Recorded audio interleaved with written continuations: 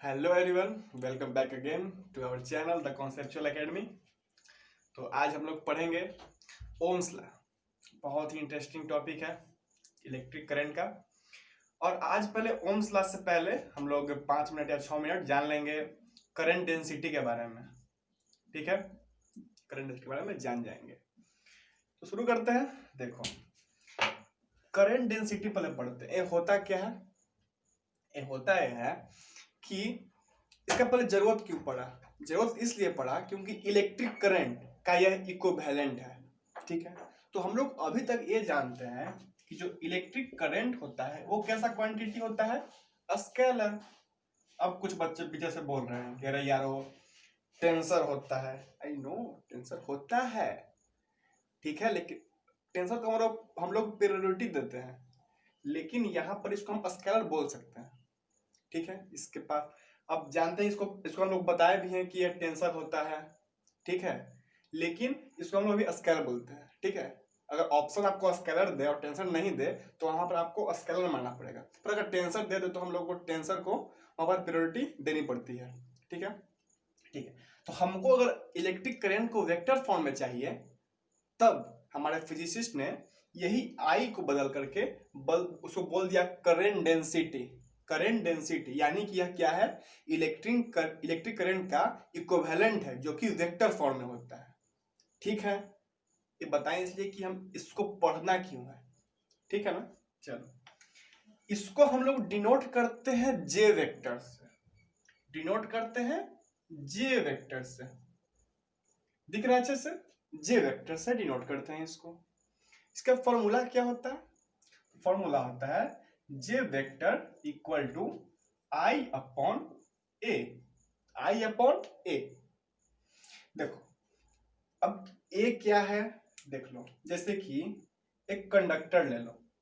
देखो यहां पर लिख देते हैं कंडक्टर। एक कंडक्टर लिया से, ठीक है। मान लो कि यह कंडक्टर ऐसे हम लिए ऐसे। इसमें से हम एक क्रॉस सेक्शन एरिया काटते हैं। यहाँ पर क्रॉस सेक्शन एरिया, ठीक है। इसका मतलब एरिया कितना होगा? क्रॉस सेक्शन एरिया कितना होगा? ए मान लेते हैं। इलेक्ट्रिक करंट यहां से हम दिए आई, यहां से निकला इलेक्ट्रिक करंट आई। तो अगर हमको कोई करंट डेंसिटी पूछ ले, J vector equal to I upon A, जो करंट है वह जिस सरफेस एरिया से परपेंडिकुलरली क्रॉस कर रहा है, ध्यान देना, बहुत ही इंपॉर्टेंट टर्म है, परपेंडिकुलरली क्रॉस होना चाहिए। देखो तो यहां से कैसे जा रहा है? परपेंडिकुलरली जा रहा है। तब वही हम सरफेस एरिया को लेंगे जो कि परपेंडिकुलरली टू द करंट हो। ठीक है, कोई दिक्कत? यानी कि ए क्या है? ए क्या है? क्रॉस सेक्शन एरिया क्या है वो? Perpendicular, perpendicular to the electric current. ठीक है, इलेक्ट्रिक करंट, कोई दिक्कत नहीं। अच्छा, एक बात बताओ, हम इस एरिया को नकल नहीं लेकर अगर एरिया वेक्टर ले लें तो तब भी काम चल सकता है। देखो, एरिया वेक्टर कैसा होता है? सरफेस एरिया के परपेंडिकुलर। एरिया वेक्टर के बारे में बताए हैं, फर्स्ट चैप्टर में ही बताए थे। एरिया वेक्टर क्या होता है? Perpendicular to the surface. ठीक है, तो इसका परपेंडिकुलर कैसे होगा? ऐसे होगा, ये हो जाएगा डी ए, मतलब area vector. Area vector A लिखते हैं ऐसे, एरिया वेक्टर। ए ऊपर से वेक्टर, एरिया वेक्टर। यहाँ पर इसके जगह ए नहीं लिख के हम एरिया वेक्टर भी लिख सकते हैं, लेकिन वो कैसा होना चाहिए?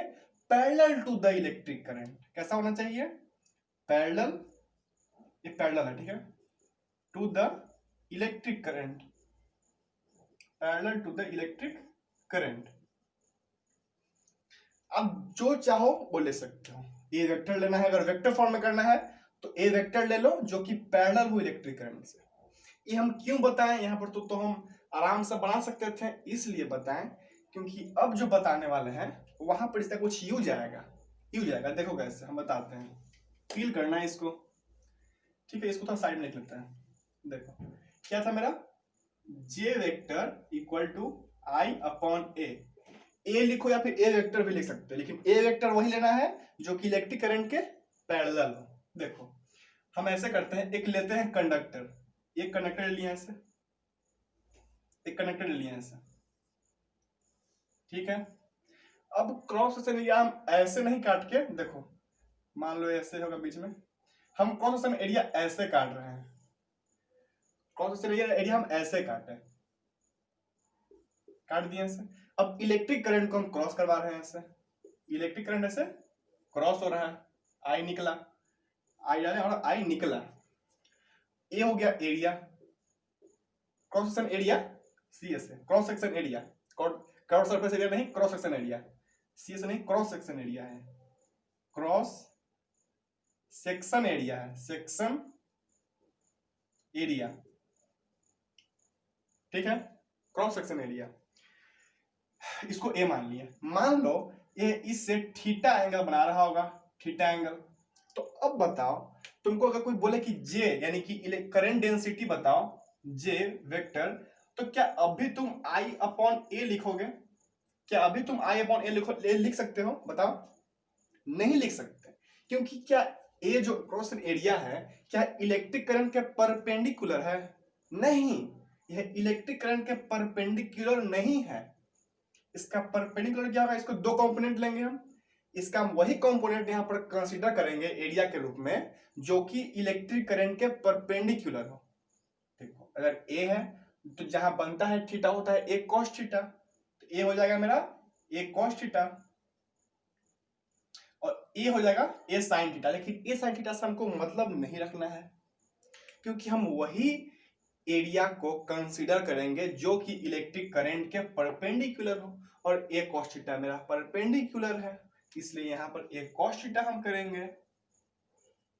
सही है, कोई दिक्कत नहीं। चल अच्छा, इसको तुम बोलो कि हमको वेक्टर फॉर्म में लिखना है, तो कोई दिक्कत नहीं। इसका एरिया वेक्टर कैसे होगा? ऐसे, एरिया वेक्टर ऐसे हो जाएगा, ए थीटा है, यहां से यहां तक 90 माइनस थीटा, और ए वाला कितना हो जाएगा? थीटा हो जाएगा, थीटा। जहां से बनता है थीटा होता है ए कॉस थीटा, तो ए वेक्टर कॉस थीटा। हम ए वेक्टर कॉस थीटा को क्यों ले रहे हैं? क्योंकि ध्यान दो, ए वेक्टर हम वही लेंगे जो कि parallel to the electric current, electric current के पैरेलल हो। तो इलेक्ट्रिक करंट के पैरेलल कौन है? A vector cos theta. कोई दिक्कत नहीं।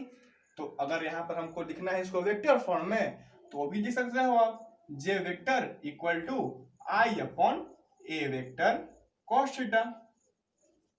कोई दिक्कत नहीं, अच्छे से क्लियर है। बस ये था, इसके बारे में इतना ही जानना है। अब देखो, अब हम लोग शुरू कर रहे हैं ohms law, Ohm's law, Ohm's law, ठीक है। एग्जाम में इसको प्रूफ करने के लिए देता है, लेकिन लॉ तो प्रूफ होते नहीं, ठीक है। फिर भी हम लोग कोशिश करते हैं कि प्रूफ करें कैसे भी, बस दिखाते हैं कि प्रूफ कर रहे हैं। वो तो लॉ है ना, उसको मानना पड़ता है, मानो कैसे। ओम्स लॉ शुरू करते हैं। ओम्स लॉ, ओम्स लॉ हमको ये बताता है कि अगर हम फिजिकल कंडीशन को सेम या फिर कांस्टेंट रखें, देखो when all physical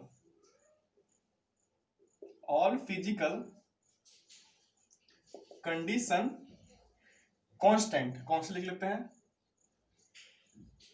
will be constant, ये कांस्टेंट है, देन अच्छा कौन फिजिकल कंडीशन, जस्ट लाइक देखो यहां पे लिख देते हैं कौन कौन, जैसे कि टेम्परेचर, मेन रूप से टेम्परेचर ही पर इफेक्ट पड़ता है, टेम्परेचर, ह्यूमिडिटी, ह्यूमिडिटी आर्द्रता, प्रेशर, ठीक है। ऐसे से बहुत सारे जितने भी फिजिकल कंडीशन वो सबको कांस्टेंट रखें या फिर सेम रखें, तब बोलता है कि द पोटेंशियल डिफरेंस, क्या बोलते हैं? पोटेंशियल डिफरेंस, पीडी कर देते हैं, potential difference will be directly proportional, will be तो क्या डायरेक्टली कैसे कर देते हैं, will be directly proportional, directly proportional है, directly proportional to the electric current, electric current बताता है मेरा कि जो डेल्टा V होगा पोटेंशियल डिफरेंस और directly proportional to I, directly proportional to I, ये मेरा बताता है ओम्स लॉ। ओम्स लॉ क्या बोला कि अगर हम सभी फिजिकल कंडीशन को कांस्टेंट रखें या फिर सेम रखें तब जो मेरा पोटेंशियल डिफरेंस है across a conductor, across ohmic conductor, वैसा कंडक्टर, ओमिक कंडक्टर उसको बोलते हैं, वैसा कंडक्टर जो कि ओम्स लॉ को फॉलो करे, ठीक है। तो जो डेल्टा V होगा वो डायरेक्टली प्रोपोर्शनल टू I होगा, कोई दिक्कत नहीं, क्लियर। चल अब इसी प्रोपोर्शनलिटी के साइन को हटाकर हम इक्वल करते हैं, तो इसी को लिखते हैं delta V equal to I into R, ठीक है। तो जो R है इसको बोलते हैं रेजिस्टेंस, पढ़ते आए हो रेजिस्टेंस। रेजिस्टेंस को हम कांस्टेंट रखते हैं, क्या रखते हैं, कांस्टेंट। एक्चुअली रेजिस्टेंस कांस्टेंट होता नहीं है, पढ़ाया है तुमको पिछले लेक्चर्स में कि रेजिस्टेंस कांस्टेंट नहीं होता है, यह V और I पे डिपेंड करता है। लेकिन जो अगर V directly proportional to I है, अगर वह कंडक्टर ओम्स लॉ को फॉलो करता है, ओम्स लॉ के अकॉर्डिंग R इज कांस्टेंट, इसलिए delta V equal to I R हम लोग लिखते हैं। प्रोपोर्शनलिटी के साइन को हटाने के लिए हमें एक कांस्टेंट की जरूरत होती है, तो यहां पर R वही अपना अदा कर रहा है, कांस्टेंट का जो काम होता है वो यहां पर वो कर रहा है R, ठीक है। पक्के से क्लियर है, कोई दिक्कत नहीं आता, उतार लिया। अच्छा अब ध्यान दो V equal to I R, ठीक है। अच्छा एक चीज और बताओ, यहां पर इसको बोलता है कि प्रूफ करो, V equal to I R proof करो। यार तो प्रूफ कैसे होगा, एग्जाम में देता है कि proof this, proof Ohm's law दे देता है, प्रूफ ओम्स लॉ, प्रूफ करो। प्रूफ तो होता नहीं है, लॉ को फॉलो, लॉ को प्रूफ नहीं करता, लेकिन फिर भी अब एग्जाम में नंबर लाना है, प्रूफ करना पड़ेगा। देखो कैसे प्रूफ करते हैं, हो गया प्रूफ करें, चलो प्रूफ करते हैं। अब जो तुम पहले लेक्चर पढ़े होंगे या फिर अगर कोई नए होंगे तो अब वो हल्का फुल्का अगर जानते होंगे तब उनको और बेहतर से समझ में आएगा, नहीं तो हम कोशिश करेंगे कि सबको समझ में आ जाए। नहीं तो आप प्रीवियस लेक्चर देख लीजिए, आपने पढ़ा होगा I इक्वल टू V ना, VDENA, VD is equal to drift velocity, लिख देते हैं। VD क्या है, ड्रिफ्ट वेलोसिटी, VD क्या है, ड्रिफ्ट वेलोसिटी। E क्या है, charge on electron, charge on electron. N क्या है, number of free electron, number of free electron per unit volume, number of free electron per unit volume, ये volume है, per unit volume. ये क्या है, यह क्रॉस सेक्शन एरिया है, cross सी से लिखते हैं, क्रॉस सेक्शन एरिया है, क्रॉस सेक्शन एरिया ए, जिस कंडक्टर का CSA of cross section area of conductor, कोई दिक्कत नहीं, इसको लिख लो अगर नहीं पता है तो, अगर पता है तो ठीक है, लिख लिए, इसको मिटाने वाले हम इसलिए बोले। अच्छा हो गया यहां तक। अब देखो तुमको यही से प्रूफ होता है ओम्स लॉ, एक्चुअली इसको प्रूफ नहीं, उसको जुगाड़ ही बोल सकते हो तुम। देखो अब क्या हुआ, हम ड्रिफ्ट वेलोसिटी का क्या फॉर्मूला क्या जानते हैं, ड्रिफ्ट वेलोसिटी क्या होता है formula, EV by ml tau, इसको टाउ एवरेज, एक्चुअली टाउ क्या होता है भूल गए, अरे यार अगर इलेक्ट्रॉन है निकला किसी एटम से टकराया, फिर यहां पर आया किसी और एटम से टकराया, तो दो सक्सेसिव कोलिजन के बीच में जो उसको रिलैक्स करने का टाइम मिल रहा है उसी को बोलते हैं टाउ। यह एक इलेक्ट्रॉन का होता है टाउ, सारे इलेक्ट्रॉन्स का कर दिए टाउ एवरेज, तो एक टाउ एवरेज है सारे इलेक्ट्रॉन का, पता होगा, नहीं समझे, अरे यार दो कोलिजन के बीच में जो उसको रिलैक्स करने का टाइम मिल रहा है, रिलैक्सेशन टाइम, उसी को टाउ बोलते हैं। बताए हैं अच्छे से, नहीं समझे तो जाके प्रीवियस सेशन में देख लीजिए, सब का वहां पर डेरिवेशन किया गया है कि कैसे होता है। अच्छा, अब क्या है बचा, इंटू एन इंटू ए, एन इंटू ए। अब यहीं से देखो क्या कर सकते हो तुम, आई इक्वल टू, देखो यहाँ पर कुछ के लिए इसको टाउ ही मानते हैं, टाउ एवरेज एक्चुअली, लेकिन टाउ लिख देते हैं। क्या होगा, V E square N A tau by M L, कोई दिक्कत नहीं। हम आई को लाते हैं इस साइड, भी बाई आई कर देते हैं, और सबको कर देते हैं उस साइड। क्या हो जाएगा, M L by E square N tau average into A, सही है, equal to V upon I. आया ना इतना। अब बताओ, अगर हम टेम्परेचर को फिक्स कर दें, अब यहां पर मान लो ना, इसको हम लेके आए यहाँ पर सामने, अब पूरा टेम्परेचर फिक्स कर दिया। मान लो कि टेम्परेचर इज कांस्टेंट, कांस्टेंट कर दिया अगर टेम्परेचर को, तब बताओ एम क्या है, यहां पर मास ऑफ इलेक्ट्रॉन, तो बदलेगा नहीं। एल क्या है, लेंथ ऑफ कंडक्टर। अगर टेम्परेचर को हम बढ़ाए हटाए नहीं तो एक्सपेंड नहीं होगा, लीनियर उसमें एक्सपेंडेशन तो नहीं होगी। अगर टेम्परेचर को कांस्टेंट रखे, देखो इसलिए लिख दिए हैं टेम्परेचर इज कांस्टेंट, नहीं बढ़ेगा, लेंथ कांस्टेंट रहेगा। चार्ज ऑन इलेक्ट्रॉन कांस्टेंट रहेगा, उसको क्या फर्क है टेम्परेचर से। और हाँ, number of free electron per unit volume temperature से इफेक्ट हो सकता है, लेकिन टेम्परेचर को कांस्टेंट रखें। क्या इफेक्ट हो सकता है भूल गए, बताए थे कि जैसे टेम्परेचर देंगे हम, उस एटम में से जो अंदर इलेक्ट्रॉन होगा उसको थर्मल एनर्जी मिलेगी, और जिससे उसको इलेक्ट्रॉन्स बाहर निकल जाएंगे। क्या हो जाएंगे, बाहर निकल जाएंगे, जिससे per unit volume number of electrons बढ़ जाएंगे। ठीक है, तो लेकिन अगर टेम्परेचर तो कांस्टेंट है, यानी ये भी कांस्टेंट हो जाएगा। टाउ एवरेज भी कांस्टेंट है।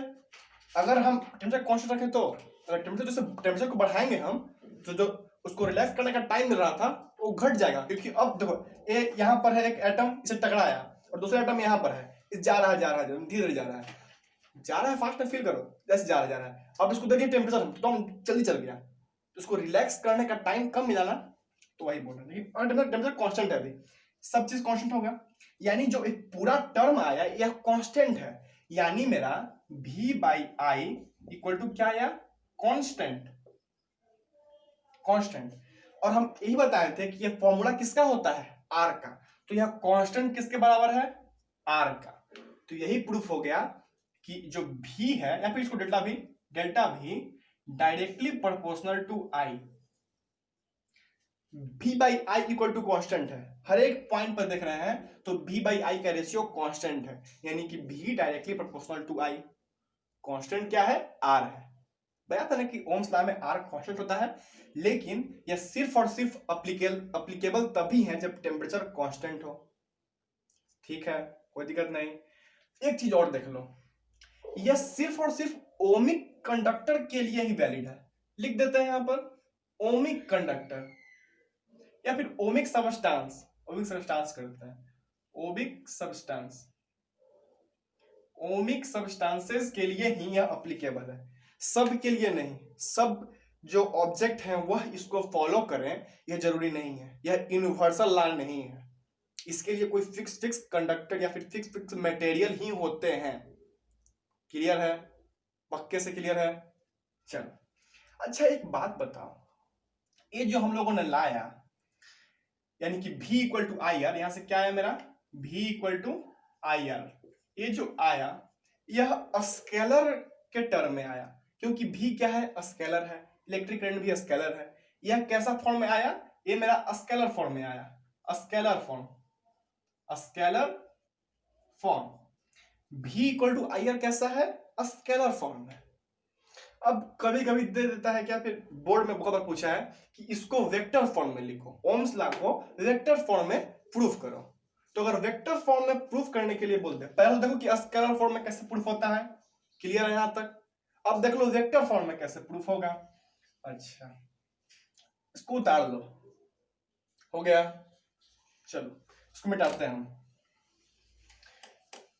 आई होप कि आप सब अपना नोट्स बना रहे होंगे, बनाइए खुद ही नोट्स, वही बेटर रहता है। अब हम लोग देख लेते हैं इसका स्केलर में वेक्टर में क्या होगा। अब हम लोग क्या देख रहे हैं, वेक्टर फॉर्म। वेक्टर फॉर्म देख लेते हैं, इसका वेक्टर फॉर्म में कैसे प्रूफ होगा। यहां तक तो सेम चलना है, आई इक्वल टू वी ना, सब चीज बताएं क्या क्या होता है।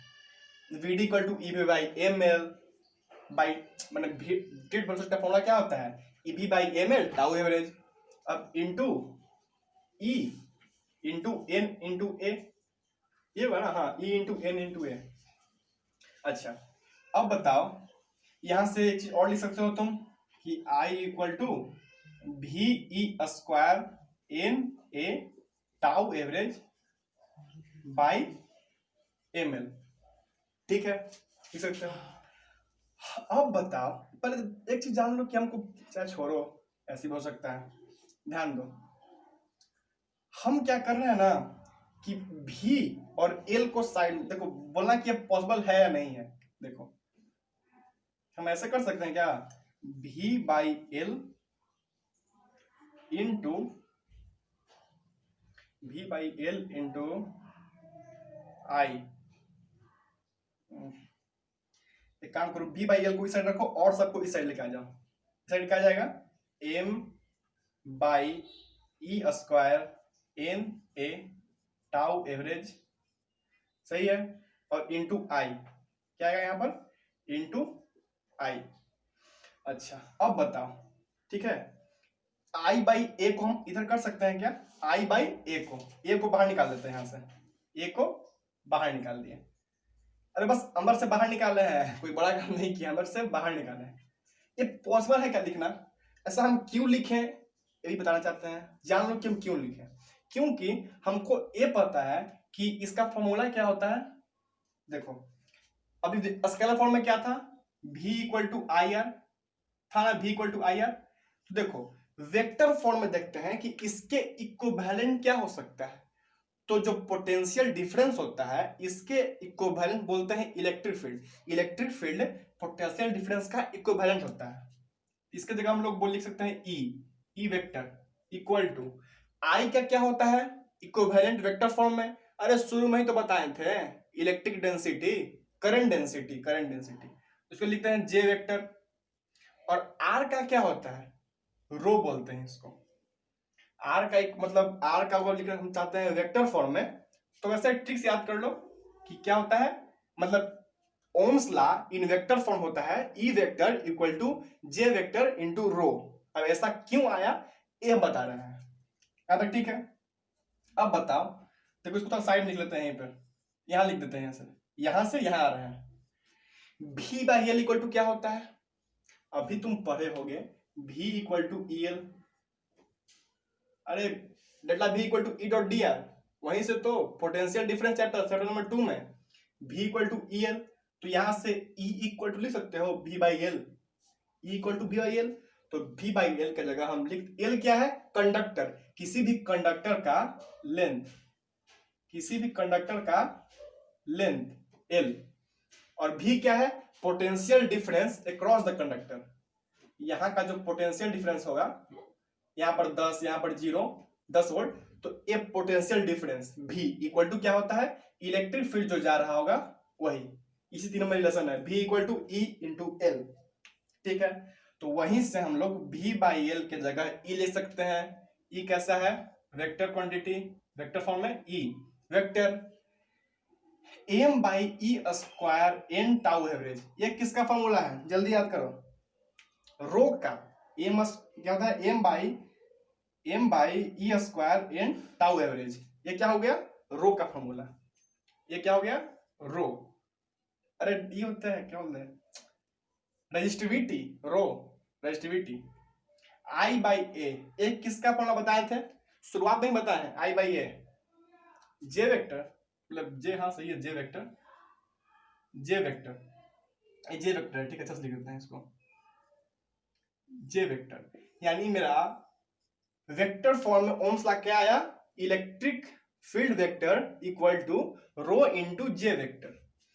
अच्छा, इसलिए हमको तो ये पता था कि अच्छा ए इतना होता है, तो हम क्या किए, देखिए कि हम जानते हैं कि इलेक्ट्रिक फील्ड का फॉर्मूला V बाई एल होता है, तो हम सोचेंगे कि V बाई एल को हम साइड में कर लें और जितना भी चीजें सबको उस साइड कर देते हैं, तो V बाई एल को साइड में कर दिए और जो था उसको उस साइड कर दिए, तो इतना आया। तो इसको देखें कि ये तो रो का फॉर्मूला बन गया, रो का फॉर्मूला इतना होता है। और एक क्या चीज का फॉर्मूला बना, करंट डेंसिटी का, करंट डेंसिटी का, तो लिख लिए।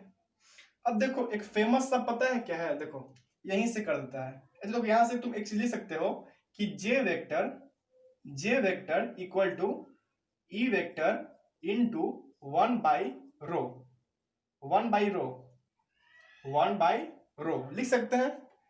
जे vector equal to E vector into 1 by rho. अब एक चीज नया टर्म आने वाला है, ठीक है, आगे पढ़ना है, आगे डीप में पढ़ना है, जो टर्म आने वाला है उसके बारे में बात कर रहे हैं। कंडक्टिविटी, कंडक्टिविटी, कंडक्टिविटी को हम डिनोट करते हैं सिग्मा से, ठीक है, सिग्मा, और इसको हम लोग बताते हैं 1 बाई रो।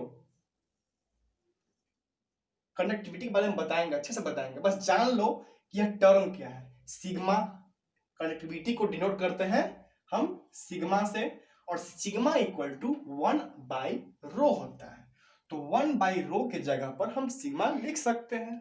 अच्छा, तो इसी को हम लोग बहुत ही प्यार से लिखते हैं क्या, J vector equal to E vector into sigma, J vector equal to E vector into sigma, कोई दिक्कत नहीं। ये हो गया वेक्टर फॉर्म में। अब v equal to I R हो जाता है स्केलर फॉर्म में। ये कैसा होता है, स्केलर फॉर्म, स्केलर फॉर्म, कोई दिक्कत नहीं, अच्छे से क्लियर है, उतार लो इसको। अच्छा, एक क्वेश्चन और हो सकता है तुम लोगों में से कोई यह जानने का इच्छा रखता है कि हम दोनों में वेक्टर जब कर दिए, दोनों में वेक्टर कर दिए, तो हो तो सकता है ना कि जो इलेक्ट्रिक फील्ड है और जो इलेक्ट्रिक करंट डेंसिटी है, इलेक्ट्रिक फील्ड और करंट डेंसिटी का डायरेक्शन सेम है, ये हम कैसे जान गए? अरे वेक्टर नहीं होता है ना, उसका डायरेक्शन भी बताए, क्या होता है, उसका डायरेक्शन भी बताए, तो हम कैसे जान गए? अगर यह पॉजिटिव डायरेक्शन में होता तो एक के आगे माइनस लगता। पढ़े हो ना क्लास 11 में कि अगर वेक्टर में अगर लिखना है हमको, वेक्टर में अगर हमको रिप्रेजेंट करना है तब उसका डायरेक्शन भी हमको लिखना पड़ता है। तो हमको कब कैसे जाने कि जो करंट डेंसिटी है और इलेक्ट्रिक फील्ड है उसका डायरेक्शन सेम ही है, तभी ना हम पॉजिटिव किए हैं, निगेटिव तो हो सकता था। कैसे लिख दिए, समझते हैं, उतार लिए इसको, मिटा रहे। चलो देखो हमसे क्यों लिखे, ऐसा नहीं मत लिख दिए, इसको फील करो, फील कर पाओगे तो अच्छा रहेगा, अच्छा रहेगा। ये मान लो कंडक्टर होगा, ऐसे कंडक्टर होगा। अच्छा, इसको बैटरी से कनेक्ट कर दो, बैटरी से कनेक्ट कर दो, कनेक्ट किए तो मान लो कि ये मान लो यहाँ प्लस हो जाएगा, मान लो क्या होगा, ये माइनस हो जाएगा, ये प्लस होगा ये माइनस होगा। इलेक्ट्रिक फील्ड कैसा बनेगा, ऐसे पॉजिटिव टू नेगेटिव, ये बना इलेक्ट्रिक फील्ड, ठीक है, ये बना इलेक्ट्रिक फील्ड। अब बताओ करंट कैसा होगा, वो भी तो पॉजिटिव टू निगेटिव जाता है, करंट के बारे में बात कर रहे हैं, क्या जाता है, positive to negative. Electric current भी पॉजिटिव टू निगेटिव गया, और जो इलेक्ट्रिक फील्ड है वो भी पॉजिटिव टू निगेटिव गया, इसलिए दोनों का डायरेक्शन सेम है, इसलिए हम यहाँ पर कोई निगेटिव का साइन नहीं दिए। पक्के से क्लियर होगा यहाँ तक, समझ गए? चलो अच्छा, ओम्स लॉ को एक तरीका से तुम और फील कर सकते हो, एक कोई बड़ा बात भी नहीं है। अगर तुम हल्का सा भी इंटरेस्ट रखते हो फिजिक्स में तो तुम भी शायद ओम्स के पहले अगर तुम होते तो तुम डिफाइन कर लेते, बता देते कि ओम्स लॉ तुम्हारे नाम पे होता है। देखो कैसे, मान लो एक कंडक्टर है, कोई भी कंडक्टर ले लो। अच्छा, एक कंडक्टर लिए अगर हम, ठीक है, और अगर इसको बैटरी से हम कनेक्ट कर दिए, बैटरी से कनेक्ट किए, तो मान लो मतलब एक यहां पर हो जाएगा 10 वोल्ट, यहां पर हो जाएगा 0 वोल्ट, तो पोटेंशियल डिफरेंस भी है, पोटेंशियल डिफरेंस 10 है, पोटेंशियल डिफरेंस 10 है। तब यहां पर मान लो कि इलेक्ट्रिक करंट आ रहा होगा 2 एम्पियर, 2 एम्पियर। अगर हम यहाँ पर वोल्ट का मान बढ़ा दें, दुगना कर दें, 10 नहीं करके 20 वोल्ट कर दें, और यहाँ पर हम अभी 0 रखें, 0 वोल्ट है, तो पोटेंशियल डिफरेंस तो दुगना हो गया। जब पोटेंशियल डिफरेंस दुगना हो गया तो करंट भी दुगना हो जाएगा, तो 2 नहीं रह करके 4 एम्पियर हो जाएगा। क्या हो जाएगा? 4 एम्पियर। तो ओम्स ने बस यही बताया, तुम फिर भी कर सकते हो। अगर जितना ज्यादा हम पोटेंशियल देंगे, पोटेंशियल डिफरेंस देंगे, तो जितना ज्यादा हम पोटेंशियल डिफरेंस देंगे, करंट उतना ही हाई होगा। करंट इसी वजह से होता है ना कि हायर टू लोअर फ्लो होता है इलेक्ट्रिक करंट। जितना ज्यादा होगा पोटेंशियल डिफरेंस, उतना स्ट्रॉन्ग उसका इलेक्ट्रिक करंट होगा। तो बस ओम्स ने ही बताया। उन्होंने बहुत सारे कंडक्टर को देखा होगा, कंडक्टर को देखा होगा कि इसमें अगर हम करंट को बढ़ा, पोटेंशियल डिफरेंस को बढ़ा रहे हैं तो इलेक्ट्रिक करंट भी बढ़ रहा है। ठीक है। और उन्होंने बताया कि यह मतलब जो V है डायरेक्टली प्रोपोर्शनल टू I, और R को रखा उन्होंने कांस्टेंट, तो V इक्वल टू I है। अच्छे से समझ गए, बोर्ड में बहुत ही पूछता है। ठीक है, क्लियर हो गया। अब इसका ग्राफ देख लो, ग्राफ देख लेते हैं। अच्छा, ग्राफ तो एक्चुअली हम लोग 10th क्लास से ही देखते आ रहे हैं, उसमें कोई बड़ा बात नहीं है। नहीं कि अगर कोई मतलब V बाई आई का हम ग्राफ देखते हैं, V और I का, तो R क्या है? कांस्टेंट, तो उसका ग्राफ कैसा होगा? Straight line. कांस्टेंट कैसा होता है ग्राफ? Straight line. तो क्या लिखते हैं? ग्राफ ऑफ V बाई आई का। देखो, ये V ले लो, ये आई ले लो, डेल्टा V, पोटेंशियल डिफरेंस भी क्या है? यह इसके जैसे जैसे V बढ़ेगा वैसे वैसे I बढ़ेगा। क्या मतलब? कांस्टेंट है, तो कांस्टेंट का जो बनता है ग्राफ वो बनता है स्ट्रेट लाइन। ठीक है, ये V और I। मान लो यह इसका स्लोप कितना होगा, मतलब स्लोप बना रहा होगा थीटा एंगल बना रहा होगा, तो यहां से तो तुम लोग लिख सकते हो tan theta equal to V by I, delta V लिख देते हैं, डेल्टा V अपॉन आई। और डेल्टा V अपॉन आई क्या होता है? अभी तो पर है R, क्या होता है? R, और R क्या है? कांस्टेंट है। कैसा है? R constant. क्लियर है अच्छे से? मतलब कि ये जो स्लोप है, ये जो tan थीटा है, tan theta equal to slope, ये जो स्लोप है वह R का स्लोप है। ये किसका है? R का स्लोप है। क्लियर अच्छे से? अच्छे से क्लियर है? चल अच्छा, अब थोड़ा देख लेते हैं, एनसीईआरटी में एक टॉपिक है नॉन ओमिक कंडक्टर के लिए। नॉन ओमिक, वैसा कंडक्टर जो कि ओम्स लॉ फॉलो नहीं कर रहे। ठीक है, non ohmic conductor, non ohmic conductor. Non ohmic conductor का क्या होता है? उसमें ओम्स लॉ फॉलो नहीं कर रहा है उस कंडक्टर में। मतलब अगर हम पोटेंशियल डिफरेंस बढ़ा रहे हैं तो इलेक्ट्रिक करंट फिक्स, मतलब उतने जितना बढ़ाएं हम दुगना किए अगर पोटेंशियल डिफरेंस, तो ये जरूरी नहीं है कि इलेक्ट्रिक करंट दुगना ही हो। ठीक है, ये जो है, जो नॉन ओमिक कंडक्टर है, यह ओम्स लॉ को फॉलो नहीं करता है। क्लियर है यहां तक? इस कंडक्टर के बारे में इसका प्रॉपर्टी आपको बताएं। ठीक है, अब देखो इसका ग्राफ कैसा बनता है। ग्राफ देख लेते हैं इसका, graph of V versus I का देख लेते हैं। ठीक है, ये V हो गया, डेल्टा V और ये I, डेल्टा V देख लो। इसमें क्या होता है, इस शुरू में तो ऐसे बढ़ रहा है, ऐसे हो जाता है। एक मिनट, ऐसे बढ़ रहा है ऐसे। देखो यहां से इसको सीधा जाना चाहिए था। अगर यह ओमिक कंडक्टर होता तो, अगर ओमिक कंडक्टर होता तो इसको सीधा जाना चाहिए था, लेकिन यह चूंकि नॉन ओमिक कंडक्टर है, यह ऐसे निकल गया। कैसे निकल गया? ऐसे निकल गया ऊपर। समझ पा रहे हो? शुरू में क्या किया, यह ओम्स लॉ को फॉलो कर रहा था, स्लाइटली कर रहा था, लेकिन जैसे ही अगर हम करंट को हाई किए, ये जो नॉन ओमिक कंडक्टर को फॉलो करना बंद कर दिया।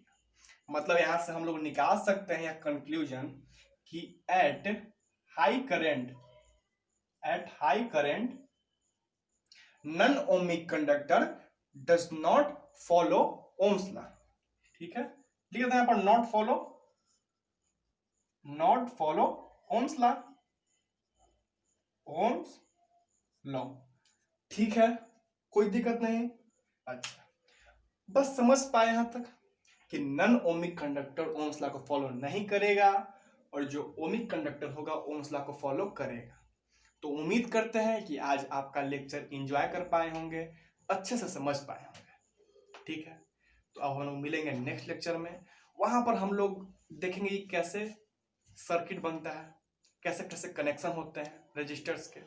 ठीक है, तो तब तक पढ़ते रहिए। All the very best.